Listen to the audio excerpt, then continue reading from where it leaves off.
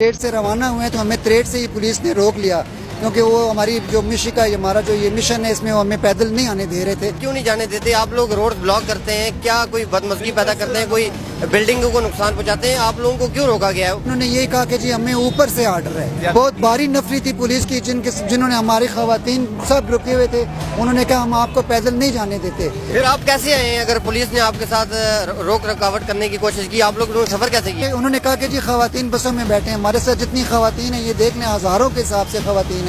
ہم نے خواتین کو کہا کہ آپ بسوں میں بیٹھے، ہماری خواتین نے کہا جی ہم پیدل جائیں گے، بس وہ پھر نہیں روک سکے ہمارے جلوس کو۔ ہم یہ جلوس رکنے والا تو ہے نہیں، یہ سمندر ہے، یہ رکتا نہیں ہے۔ وہ کہتے کہ آپ لوگ بسوں میں جاؤ، ہم نے کہا نہیں جی ہم نے تو تریٹ سے 8 سال ہم پیدل جاتے ہیں۔ انہوں نے ہمیں بہت زیادہ روکا، مزاحمت کی، اور ہمارے کافی مومنین جن کے ساتھ انہوں نے بہت غلط رویہ اختیار کیا، اور انہوں نے ہمارے اوپر انہوں نے کہا کہ ہم آپ کے اوپر پرچہ FIR کاٹیں گے۔